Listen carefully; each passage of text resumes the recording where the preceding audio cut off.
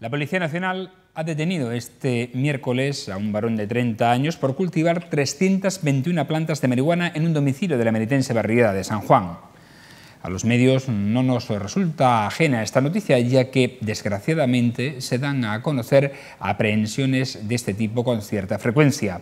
Y esto indica dos cosas. Por una parte, que nuestra policía realiza un gran trabajo en el área de estupefacientes, por lo que hay que felicitar nuevamente a los agentes que trabajan diariamente por erradicar el cultivo de este tipo de sustancias. Hay que destacar que cualquier investigación que acaba con estos resultados es fruto de un importante trabajo de investigación que dura semanas y en algunos casos meses. Por tanto, hay que seguir animando a estos agentes y a sus mandos a seguir trabajando por limpiar los focos de generación que después van a nutrir las redes de tráfico en nuestras calles. Por otra parte, este tipo de cultivo, que mantiene jóvenes a pequeña escala, denota las prisas por acceder a un dinero fácil y rápido en lugar de plantearse un futuro dentro de los márgenes de la ley, como hacemos la mayoría de los mortales. Quizá no sea alarmante el número de plantaciones que se logran detectar, pero por pura estadística, estas aprehensiones significan solo un porcentaje de las que realmente existen, y ese número sí que puede llegar a ser preocupante. Mientras que el tráfico de drogas a gran escala viene de fuera de nuestras fronteras y se trabaja con ahínco por erradicar su entrada tanto por el campo de Gibraltar como por el resto de municipios de la provincia de Málaga, el menudeo se fabrica en nuestra propia tierra. Y esto hay que pararlo. Pero para ello también hace falta generar oportunidades que alejen a nuestros jóvenes de este mundo. Y si cabe, endurecer las penas para que no reincidan. Buenas noches.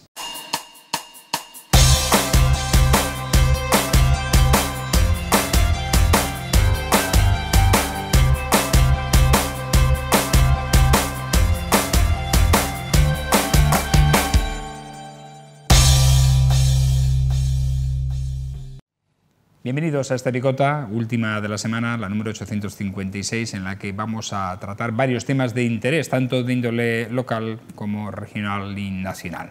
Hoy están con nosotros Abel Hernández. ¿Cómo estás? Buenas noches, bienvenido. ¿Qué tal la semana? Bien. Bien. Bien, yo creo que la semana merece la pena y además has empezado muy bien, hablando de aprehensión con H intercalada, que no es lo mismo que aprehensión. Que aprehensión, cierto, cierto, aprehensión con H intercalada. Ana Gavirio, ¿cómo está? Buenas noches. Muy buenas noches, pues bien, como dice Abel, no ha sido una semana del todo mala, con lo cual vamos a darla por buena. Y también está hoy con nosotros pues nuestra reciente incorporación, que debutó la semana pasada, Irene Torres. ¿Cómo está? Buenas noches. Buenas noches, ¿Qué tal? muy bien. ¿La semana muy bien? Buena semana, sí. ¿Sí? ¿Ha sido buena? Ha sido buena, ha sido buena. Yo no sé por qué, pero tengo la impresión de que estas semanas antes de un macropuente como el que vamos a tener en medio del mes de diciembre se hacen más largas, o al menos a mí se me ha hecho más larga de la cuenta. ¿O será porque estoy deseando de que llegue esa fecha? Te advierto que los puentes y todas estas cosas también van acompañados de, normalmente en los institutos, las evaluaciones, los niños, las notas, es decir, que algunos solo piensan en una parte, ¿no? Eso es lo que yo iba a comentar, que creo que además es que el mes de noviembre se hace particularmente largo, porque en cualquier empresa, en cualquier entidad, en cualquier institución, cierre de año, parece que todo lo que te queda por hacer lo tienes que hacer terminar en ese mes, cerrarlo en ese mes, se hace particularmente largo a pesar de empezarlo la mayoría de las veces con un puente y terminarlo la mayoría de las veces a la puerta de otro. A la puerta de otro, ciertamente. Y es que efectivamente, porque diciembre se queda laboralmente en nada.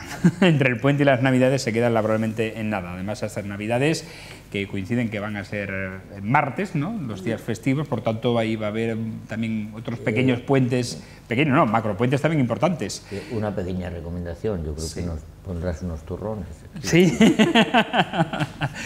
Oye, eso se ha perdido, esa costumbre. ¿Eh? Porque se ha perdido esa costumbre que antes en todas, no sé si recordáis, en todas las tiendas, claro, eso pasaba mucho en el pequeño comercio. Ahora, como estamos muy habituados a las grandes superficies, que te ponían la botella de anisete y el polvorón o los turroncitos, ¿no? Las figuritas, ¿no? Me encanta. Eso se está perdiendo, ¿eh? Yo recuerdo, durante el tiempo yo estuve trabajando en el ayuntamiento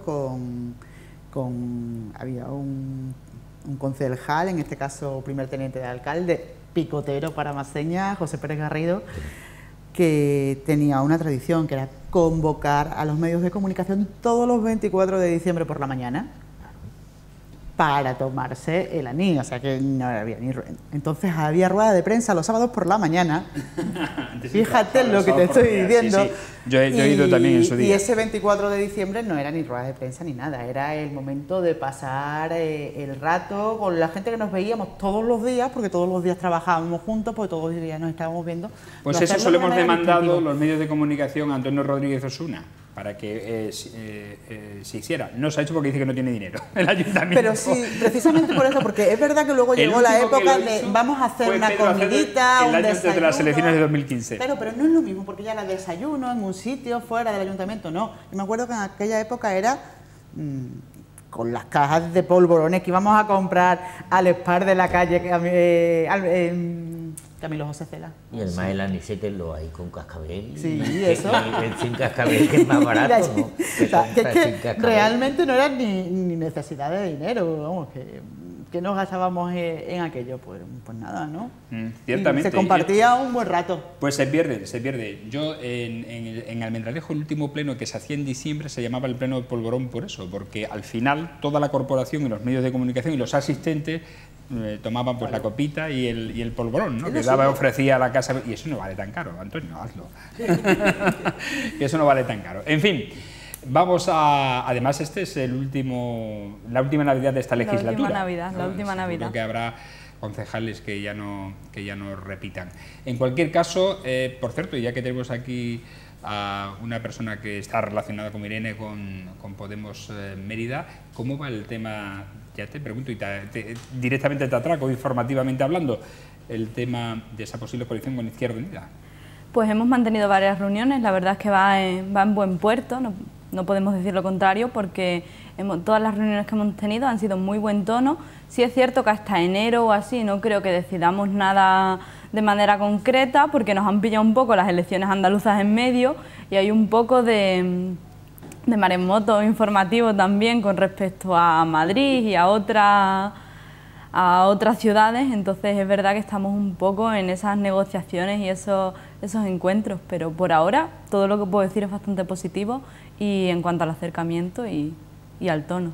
Vamos, que por ahora podéis tomar los polvorones juntos, ¿no? Sí, espero que lo hagamos. Bueno, vamos a entrar ya en materia porque el Ayuntamiento de Mérida continúa negociando con el Instituto de Arqueología, dependiente del Centro Superior de Investigaciones Científicas, su instalación en el antiguo convento de las Freilas, inmueble de propiedad municipal. Este uso sería compartido con un futuro centro de estudios eulalienses. El coste de la remodelación aún no se ha determinado, ya que depende del borrador de proyecto que se haga. Indudablemente, lo que espera el Ayuntamiento es que sea el CSIC el que acometa la mayor parte de la remodelación, que sería un buen dinerito el realizarlo, pero se recuperaría, como decimos, ese edificio que lleva, ¿desde cuándo? Lleva ya muchísimos años cerrado. Yo lo conozco desde siempre, ese muro de la vergüenza ahí en pleno centro de la ciudad, lo conozco desde siempre. Sí, yo creo que debe hacerse algo y cuanto antes mejor, ¿no? Y el hecho de que dependa del Instituto de Arqueología y tenga lo que todavía no acabo de, y lo digo como con un poco de sentimiento, porque se tiene que, digamos, ligar eso a un futuro centro de estudios eulalienses, porque puede ser emeritenses, ¿no? No sé, yo digo que cada patrona, cada uno tiene sus sentimientos en ese sentido, pero yo creo que se debe hacer y ampliar en el sentido de que no esté ligado solo a Santa Eulalia, sino al resto digamos, de edificios singulares que tiene esta ciudad. Hombre, yo me imagino, Abel, que es cierto que Mérida puede ser una de las pocas ciudades españolas con un patrón de la importancia histórica de Santa Eulalia en su día, que no tiene un centro especializado en el estudio de, en este caso la Santa, pero también del desarrollo de la ciudad bajo el influjo de... Es verdad que Santa Eulalia para la ciudad en ciertas épocas ha sido muy importante, la referencia. Con lo cual, creo que por ahí ligarlo al centro, a Eulalia, a la patrona, no es mala idea, pero como tú dices, estoy segura de que aunque se ligue a Santa Eulalia, siempre va a estar muy influenciado, siempre va a haber, se va a dar cabida a otros estudios sobre la ciudad, sobre edificios singulares y bueno, sobre tradiciones y bueno, pues a lo mejor acontecimientos históricos que han quedado un poco en el olvido. Yo creo que es una buena opción. ¿Cómo van a repartirse el edificio? ¿Cómo lo van a ver? Porque claro, yo me imagino que llegará el Ministerio, en este caso el Centro Superior de Investigaciones Científicas, y dirá, si queréis un cuartito aquí para poner un instituto de estudios emeritenses o eulalienses, vosotros también tenéis que aportar. Entonces ahí ya entramos en harina de otro costal, ¿no? Bueno, en cualquier caso, el edificio es de propiedad también municipal, ¿no? Sí. Entonces, Tú sabes que a cambio de esa cesión... Ese tipo de cosas todas claro, eso voy. Entre administraciones se negocia, ¿no? A cambio de esa cesión, pues tú me haces la reforma. Pero ¿no? lo que está claro que el logro... Además, el CSIC sí tiene dinerito. Sí, sí. El logro es que se dé uso y se recupere esa parte o ese edificio, que no nos olvidemos además que es...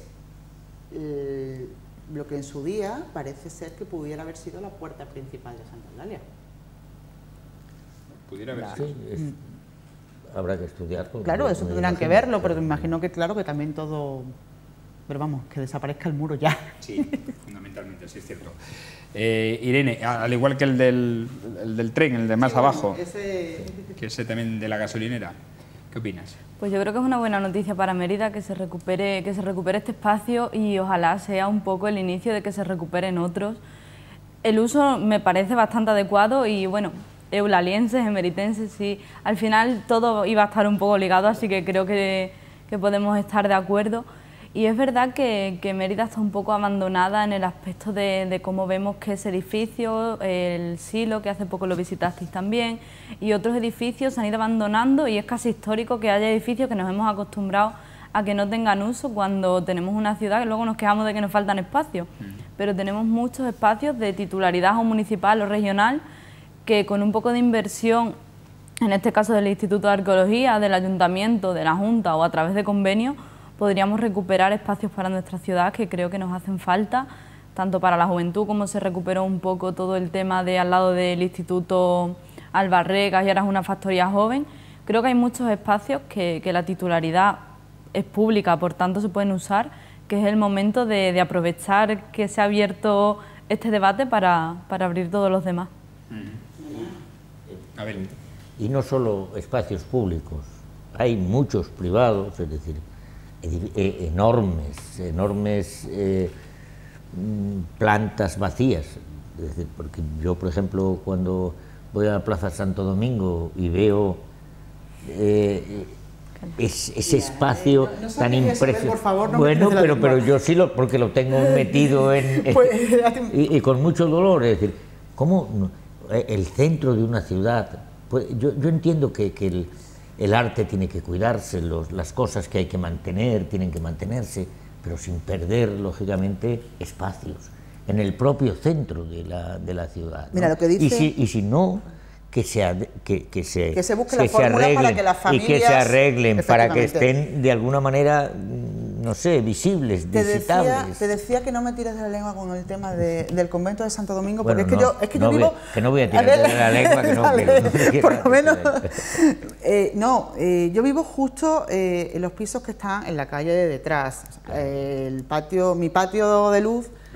María Guerrero da allí a aquello. ¿Y cómo lo ves? ¿Vosotros sabéis lo que es todas las mañanas ya. cuando te levantas y ves aquello allí? O sea, hicieron en su día unas excavaciones, dejaron al descubierto unos muretes que yo no sé qué importancia tendrán, obviamente no soy especialista, no me voy a meter en eso, pero de verdad, es que los muros aquellos, los medios muretes ya no se ven.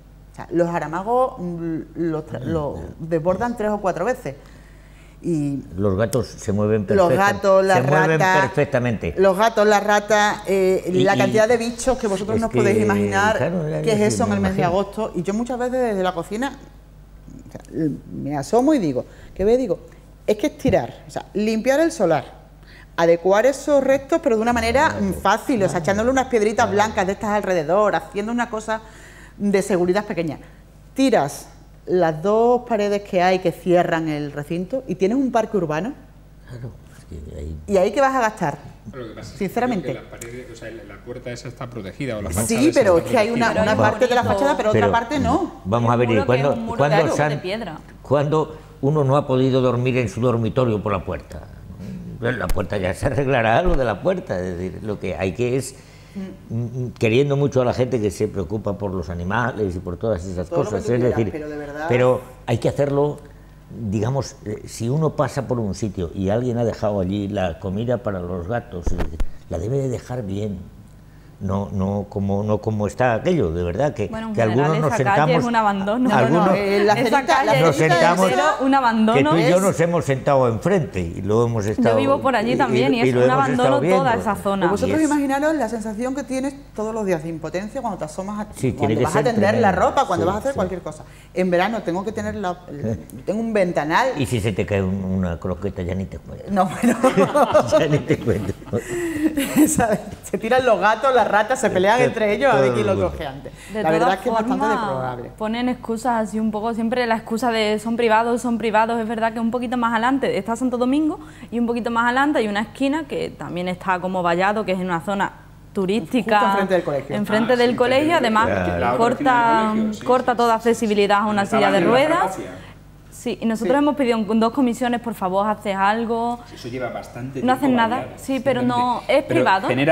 Genera un problema importante porque le quitas la acera y fijaros, sobre todo a personas con movilidad reducida que no pueden tirar por ahí, ¿no? Sí, porque además es que está cortada la acera. Es la parte más ancha de la acera, porque en la otra parte de la acera es estrechita, tienes los contenedores, con lo cual bastante. Sí, es verdad que en ese sentido algo se podría hacer. hay un caso omiso. Y yo entiendo que es verdad, que son propietarios privados, que tienes que...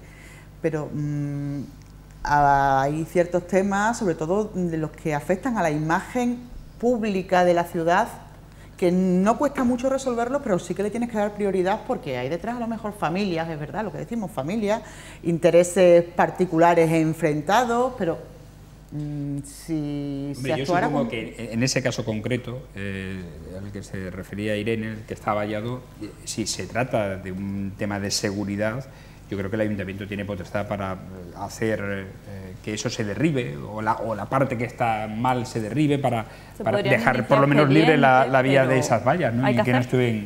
estén cerradas, ¿no? Las vallas, digo yo, no lo sé. En fin, doctores tienen la iglesia. El ayuntamiento por el hecho de serlo, puede iniciar un expediente de derribo forzoso. Claro, Lo hace el afecta a la ayuntamiento, seguridad de la calle. lo hace el ayuntamiento, Es que- lo es sufraga que- el ayuntamiento y luego pasa la receta a cada uno de los... Mérida tiene muchos problemas de ese tipo, es decir, porque tú te metes en la calle, digamos, que tradicionalmente ha sido, llámese de la movida o como se quiera, John la Lennon, calle John Lennon da Lennon, pena.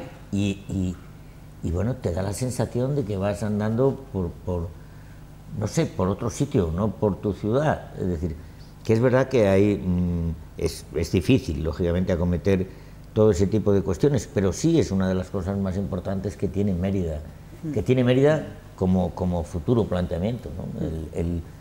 El hacer que la ciudad sea visitable, porque luego hablamos mucho del turismo, ¿vale? Y el turismo que se va solo al lado del Teatro Romano y se sienta en un sitio donde te han cortado la calle que ya ni si casi puedes pasar, a no ser que, pues No, pero claro. mira, Santo Domingo es la prueba, Santo Domingo y la esquina esa de Suárez Montes es la prueba de que sí, es una ciudad turística, la gente viene a ver el Teatro Romano, pero es que resulta que también van a la Plaza de Toros, a la Casa del Claro, Mitreo, la claro. gente Es que está baja todo. por ahí y te estás dando una imagen bastante penosa de la ciudad. Hay que decir que toda crisis deja su huella en la ciudad, ¿no? Y efectivamente la pasada crisis pues ha dejado esa huella. Santo Domingo, que en principio iba a ser también un tema Eso no viene de esta última crisis, eso viene de años, a ver. Según casi me siempre. han dicho, ahí iba a hacerse una actuación privada. Al final hubo problemas también de permisos, etcétera. El tema de las freilas es fruto de la crisis también, porque se iba a hacer y paró justamente la actuación municipal que se iba a realizar. Es decir, la calle John Lennon, con esos locales cerrados que se están medio cochambrosos, fruto de la crisis también, del cierre de locales comerciales, es decir, que esa es la huella que nos ha dejado la crisis, y que en Mérida pues se repercute en estas zonas que estamos pero que diciendo. Animamos a que ese tipo de cosas se retomen. Que se prioricen, además. Y lógicamente no es que tenga que ser este momento, porque los momentos de elecciones municipales nunca son buenos, lógicamente, porque uno diría otra cosa, pero en una unión de una corporación, que no legislatura, que el otro día me corrigieron, que habíamos hablado de legislatura y decían que en los ayuntamientos no hay legislaturas, hay corporaciones. Corporaciones municipales. Me dijo, bueno, lo voy a pensar.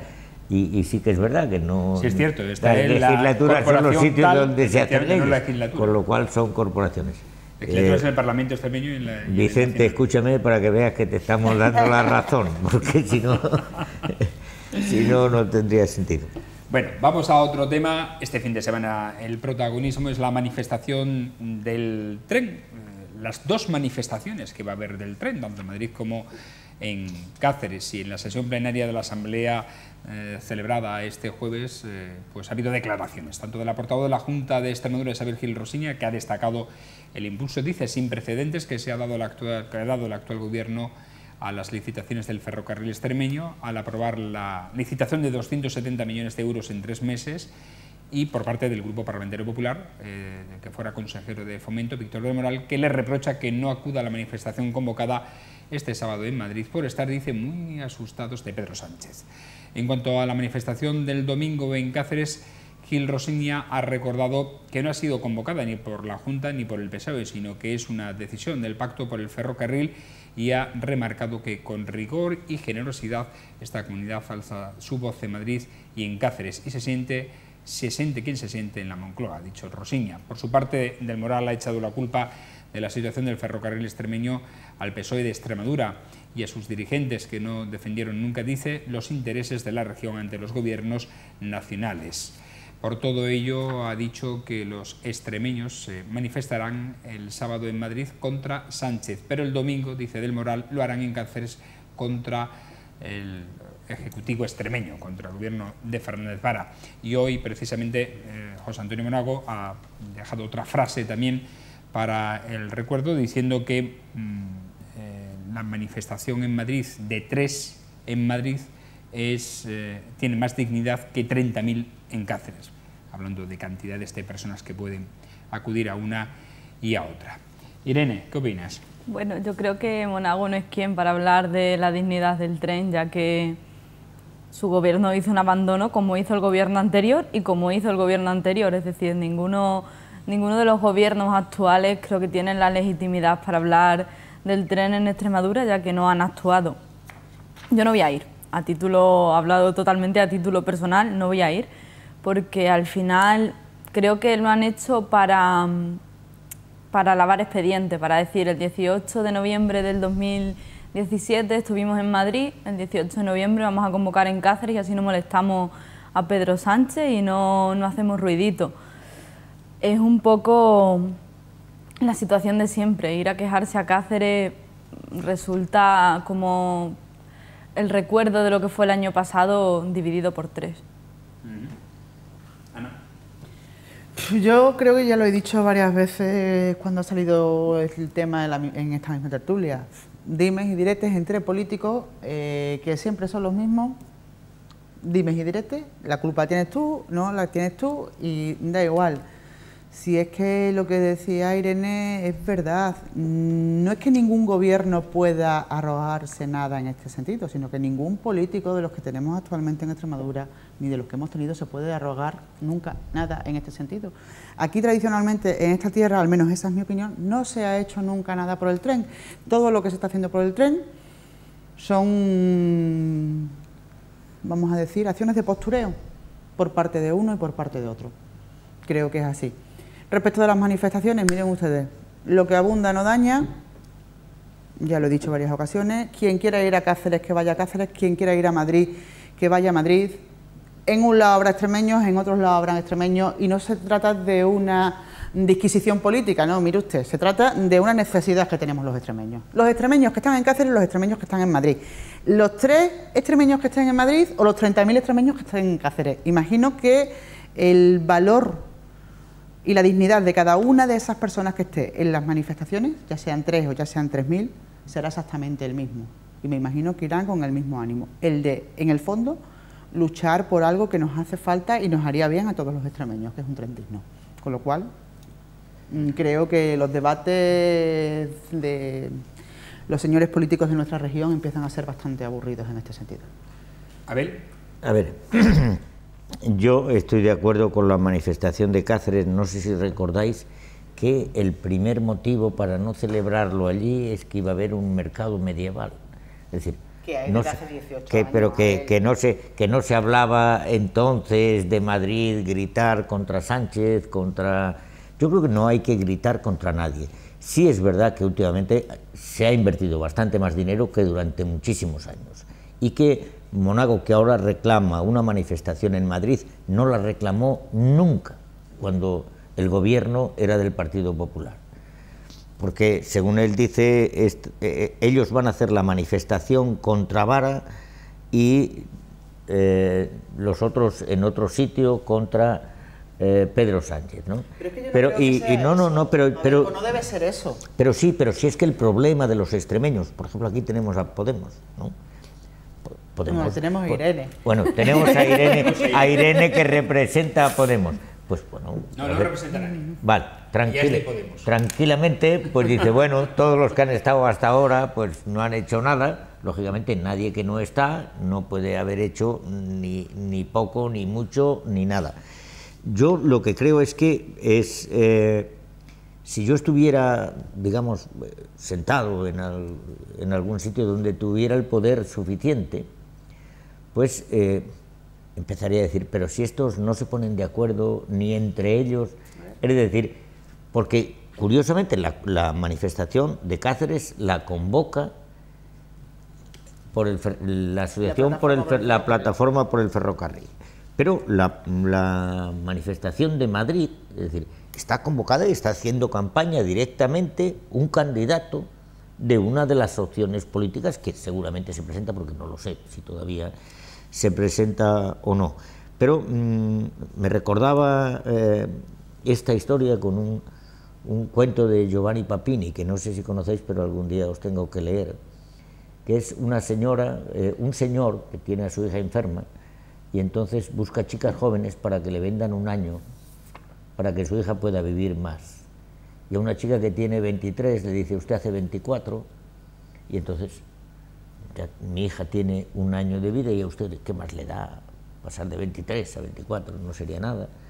Y en cambio yo se lo voy a devolver. Y así lo acuerdan. Y cuando ella iba siendo mayor, aquella que cumplió 24 años, pues de vez en cuando pedía 15 días y teniendo 50 se volvía jovencita. Y tal.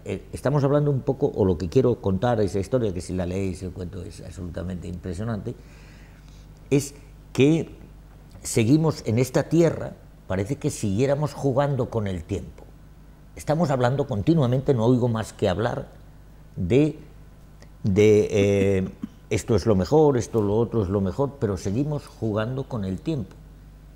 Y el tiempo se acaba, ese cuento termina porque hay un momento en el que el hombre que compró el año de esa chica le había devuelto 364 días, pero el 65 no lo podía devolver, porque ya no encontraba a nadie que le prestara a otro, ¿no?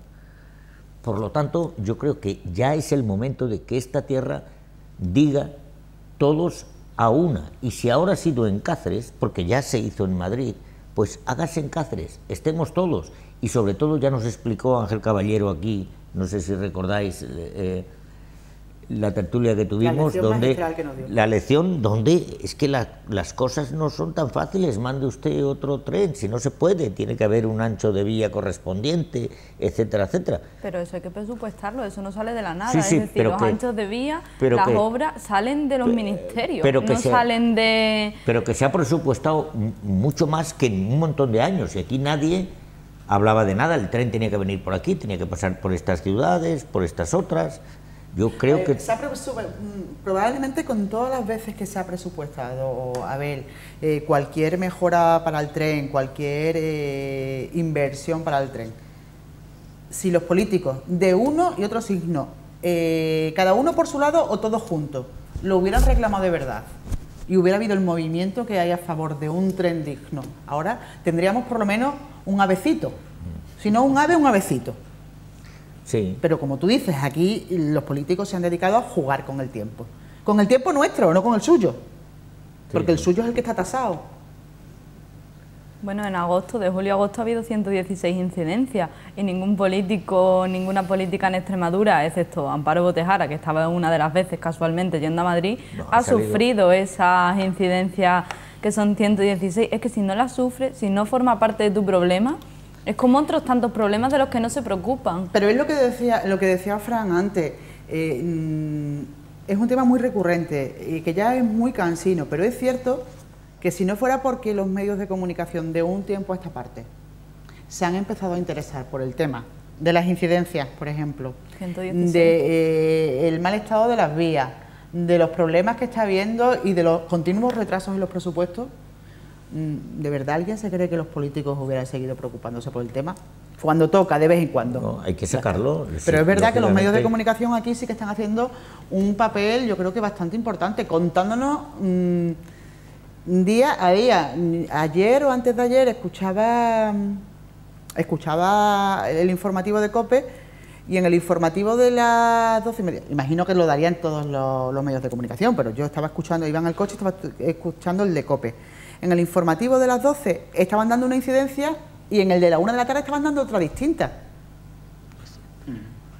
O sea, si los medios de comunicación no estuvieran ejerciendo esa presión, ni este tema sería tan recurrente. Es que, curiosamente, las incidencias, una sucede en un sitio, la gente sale corriendo por un campo, y eso luego a veces es mentira. El que salió corriendo para no sé dónde te lo encuentras, ni llevaba maleta, ni no sé qué. Yo creo que también, es decir, la información tiene que ser veraz. Es decir, sí que es verdad que la inversión tiene que ver, pero tiene que ser no vamos a solucionar lo de tantos años, es lo que quería deciros antes, porque eso lleva mucho tiempo, lleva tiempo, no es cuestión de yo pongo no sé qué, lo que lógicamente seguramente no estuvimos en el tiempo en el que se hizo el AVE para otros sitios.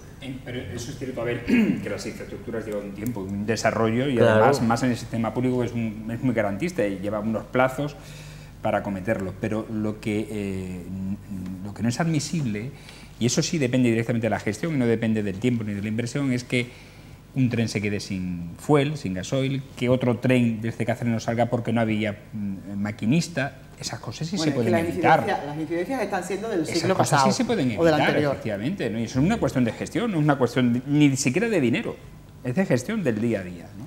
Claro, eso sí se puede solucionar. Que lo comentamos, o sea, que aquí, parte que de estas incidencias se deben, evidentemente, a las infraestructuras que no son buenas, son del siglo pasado. Algunas traviesas, como ya se ha dicho aquí, de Zafra a Huelva son del siglo XIX, pero otras que dependen del material rodante, es decir, de la maquinaria y de la gestión, esas sí se pueden solucionar de forma más rápida, porque prácticamente se trata de gestión. Eso no ocurre en ningún tren de cercanía del área metropolitana de Madrid, de Barcelona, de Bilbao, de Málaga o de Sevilla, seguro que no. Y aquí sí sucede por esa dejadez que hemos tenido en esta materia. ¿Recordáis los debates que ha habido en esta comunidad autónoma y en esta ciudad por dónde se ponía la estación? Pues claro, esto es como un ave aplastada.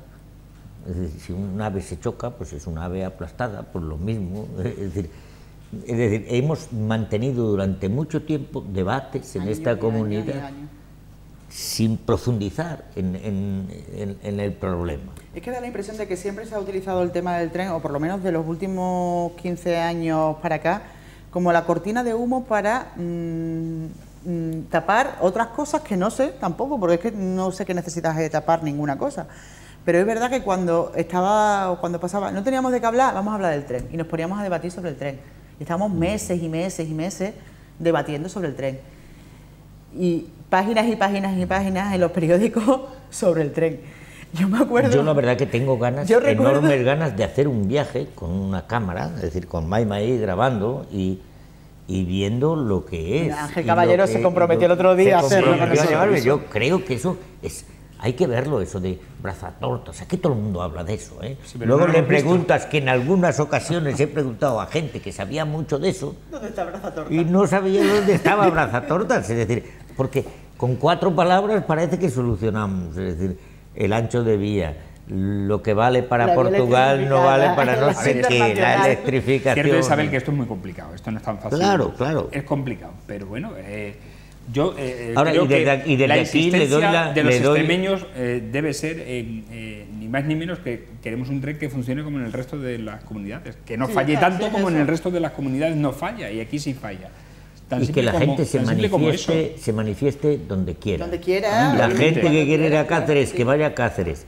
Los que vayan a Madrid, que vayan a Madrid. Pero que no digan si son 3.000, que son 18.000, que son 3.000. Bueno, el otro día lo Eso. hablábamos aquí tú y yo, ¿no? Que no Sí. importa cuánto sea la mayoría ni cuánto la mayoría, que todo tiene dignidad. Para mí tiene Todo, la misma dignidad claro. una manifestación de 3 que una de 3.000, Es lo porque que acabo además... de decir yo, si es que... Efectivamente, y además creo Pero que claro, ahí la gente ya podemos- no se calla. Es decir, aunque no fuesen 3.000 a una manifestación, lo que ha cambiado a lo mejor con respecto a hace 15 años, que yo tampoco estaba muy al día porque era un poco chiquiteja, lo que se ha cambiado es que la gente, ya todo el mundo habla de eso. Es decir, tú ahora mismo hablas con cualquier estudiante de cualquier etapa y te habla del tren. Y a lo mejor eso antes era una cuestión más de gente politizada. Ahora mismo cualquier persona, esté en el nivel social que esté, en el nivel de estudio, esté donde esté, habla del tren. Y eso yo creo que es la presión real que se ha ejercido para que ahora mismo estemos nosotras aquí hablando del tren, que ya todo el mundo... Indudablemente, porque el tren se ha convertido de nuevo en una opción de transporte público muy frecuentada. En las grandes ciudades Y es lo muy lógico- usada. y lo lógico sería que cada vez fuera a más. Efectivamente. Porque tú imagínate los empresarios de Extremadura que en lugar de utilizar el avión van por carretera a Madrid. ¿Qué va a pasar a partir del 1 de enero que empiecen a poner, o a partir del 1 de diciembre con las tarjetitas estas de colores, que si puede circular por aquí, que si no puede circular por allí? Es un lío, sí, sí. Si Sí, el medio porque de ahora comunicación, no se el puede tren en entrar este caso, dependiendo del coche claro, que lleves, claro. Utilizar, si funcionara bien, sería un recurso, creo que de los más óptimos para la mayoría de esos empresarios o para la mayoría de las personas extremeñas que tienen que desplazarse a Madrid para hacer cualquier cosa. En cualquier caso, yo entiendo que hay elecciones y esto lo empaña todo, indudablemente. Pero Y pasarán las elecciones y seguiremos igual. Totalmente. Pero la muestra más visible de que este año en la manifestación de Cáceres, estando más cerca, no vaya tanta gente como fue a Madrid, pues estamos hablando de que va a ser un tercio, según las previsiones, ya hablaremos la semana que viene, a ver cuánta gente ha ido, pero el año pasado en Madrid fueron unos 30.000 y este año parece que van a ser 10.000, a priori las previsiones. Digo que eso tiene un culpable y son los políticos, la división política que existe. Al final, el pueblo, la ciudadanía, pues se harta de estas cosas, de estas divisiones políticas y de que se politicen temas como tan importantes como este de las infraestructuras ferroviarias, del tren digno para Extremadura. Y eso se lo tienen que hacer los políticos, ya no, después de las elecciones, la próxima legislatura, a ver si aprenden también a luchar y a trabajar todos unidos por un único objetivo que nos interesa a todos. Vamos a hablar de otro tema, el agua, porque el PSOE y Unidos Podemos han pactado en el Congreso de los Diputados introducir modificaciones legislativas encaminadas a facilitar que los ayuntamientos puedan optar a recuperar la gestión directa del abastecimiento del agua. En la iniciativa se recoge la posibilidad de que los municipios puedan gestionar de forma conjunta todo el ciclo del agua, eso sí, priorizando el consumo humano. Es decir, en la mayoría de las ciudades el agua está privatizada en manos privadas, empresas con concesiones, empresas, y ahora parece que, al menos según el acuerdo de estos dos partidos políticos, optan por la recuperación del servicio público, ¿no, Irene? Sí. Bueno, yo creo que en Extremadura ya se habían dado pasos en este sentido. Hay una red de agua pública que viene a ser una plataforma que defiende el agua pública como un derecho. En Mérida también hemos hablado de que el agua está privatizada y eso causa que se suban los precios, que haya incidencias con las que no puede controlar un ayuntamiento, que haya cortes de agua a personas en situación de vulnerabilidad, cosa que bueno, ya sí que se ha acabado porque han salido unas ayudas concretas, pero no tiene que haber unas ayudas concretas, eso tiene que ser un derecho, el agua tiene que empezar a verse como el derecho que es y como un derecho fundamental. Abel. Vamos a ver, algo fundamental, y es que hay que, estando de acuerdo con lo que dice Irene, pero en primer lugar lo que hay que hacer es acabar con ese decreto de la racionalización del gasto, que lo hemos padecido en muchas cosas, ¿no? En educación, y en el agua también.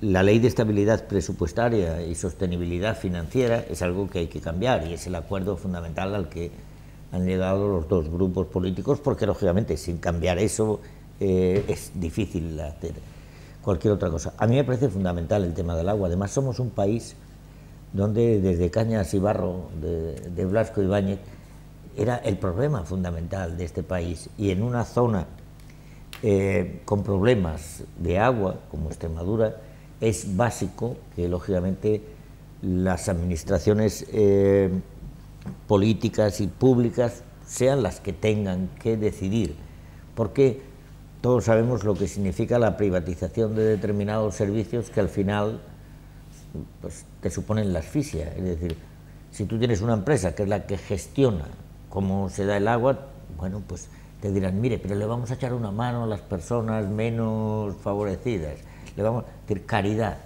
En definitiva, aquí se trata que quien tiene que gestionar el ciclo del agua, tienen que ser las administraciones públicas. Yo no entiendo otra forma de hacerlo, porque el resto de empresas que vengan a hacerlo, pues bueno, vienen lógicamente en su derecho a ganar lógicamente dinero, no van a venir a perderlo, ¿no? Y la obligación social de los partidos políticos, por lo menos tal y como yo los entiendo desde el punto de vista de la izquierda en este caso, es que tienen que implicarse directamente en la gestión de recursos como el agua. Ana. Yo lo siento, pero no puedo decir, es que no tengo una opinión, porque además he estado buscando algo más de esta moción, algunos de los puntos de ese acuerdo. O sea, ¿en qué consiste exactamente? Porque lo de facilitar la recuperación del agua, que es el titular de Europa Press, que prácticamente han clonado todos los medios. Me imagino que tú también lo habrás cogido de un titular de Europa Press, pero no ahonda mucho más en cuáles son los aspectos concretos de esa moción. Entonces, que tampoco, sí, vale, van a modificar la ley de estabilidad presupuestaria, sostenibilidad financiera, pero ¿cómo? No, es que de momento porque ahora mismo hay que ayuntamiento, porque si no, no sí, puedes bueno, hacer, pero, tiene las manos atadas, claro, no puedes. O sea, que no es una modificación, sino es otra cosa. No, si es una modificación, es la tienen que modificar, porque si no modifican esa ley, todos los servicios que están privatizados ahora mismo no se podrían desprivatizar. A ver, se pueden desprivatizar perfectamente, porque un ayuntamiento puede renunciar a una concesión. Bueno, el Ayuntamiento de Valladolid lo hizo, de hecho lo ha llegado a hacer, incluso se metió a Hacienda por medio para decirle que efectivamente, pero al final el Ayuntamiento de Valladolid se salió con la suya y le quitó la concesión de agua a una empresa privada. Pero tuvo que pagar. Intenta hacerlo en Mérida. Pero si lo intentas hacer en Mérida nunca llegaría. No llegaría, porque lo que le tendrías que pagar a la empresa, según esta ley... Pero entonces... Y entonces habría un informe de intervención que no te dejaría hacerlo.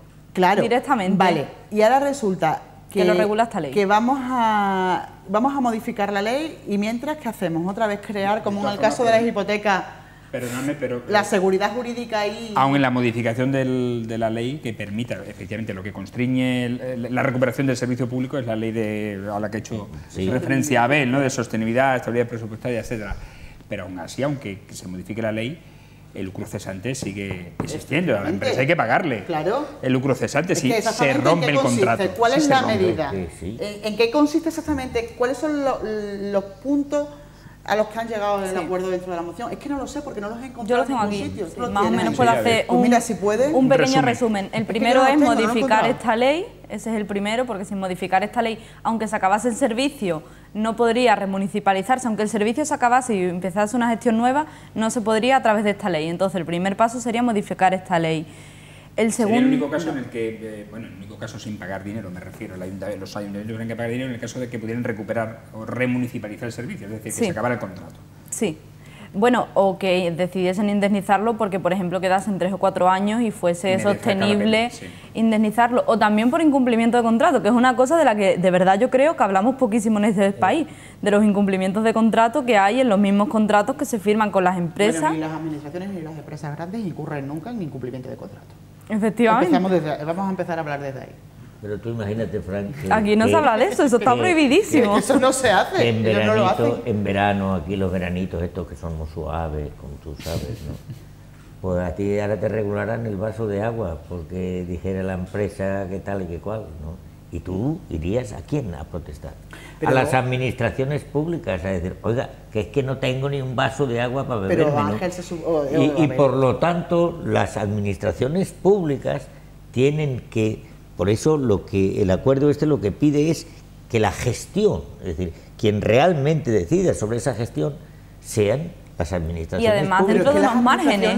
Yo creo que son los que realmente deciden sobre esa gestión son las administraciones públicas, o pueden ser las administraciones públicas desde el momento que tú en el contrato de concesión estás metiendo unos mínimos. ¿Y cuántas empresas tenemos aquí del agua? Que si, Nunca hemos escuchado esto de que la banca siempre gana, pues las empresas privadas siempre ganan. Y la administración siempre gana en este sentido. O sea, pero la administración somos nosotros. Yo quiero ganar, no que gane el otro. Pero aquí ni la administración ni la empresa no sé qué, Aquamed, incurren nunca en pero si tiene 20.000 y cada una de su manera. Pero toda una administración pública le puede, o sea, es tu administración, es tu ayuntamiento. Irene, a ver, rápidamente, el resumen de los puntos del acuerdo. Pues el segundo punto es que se facilite la gestión del ciclo integral del agua en los municipios, favoreciendo que las administraciones públicas puedan gestionar de manera conjunta todo el ciclo ecológico del agua, priorizando los usos de consumo humano, que esto fue la propuesta concreta que metió el PSOE, fue el tema de que se privatizasen los usos. Nosotros es verdad que no achicábamos eso, sino que lo proponíamos de manera global. El cuarto punto es que el Gobierno impulse la modificación legal del canon concesional a pagar por la entidad, es decir, que no pudiese superarse cierto canon, que la gente no pudiese pagar más de un límite. Ahí es con lo que quedaría regulado, que ahora mismo no está tan regulado, de forma que garantice su objetivo finalista y se dediquen íntegramente a la renovación de infraestructuras, abastecimiento y saneamiento, a su gestión y explotación. Que el canon que se pagase revirtiese en el servicio y la calidad del mismo servicio. Que se impulse la modificación normativa de la contratación pública para reducir los límites de duración de los contratos de servicios públicos y clarificar los requisitos.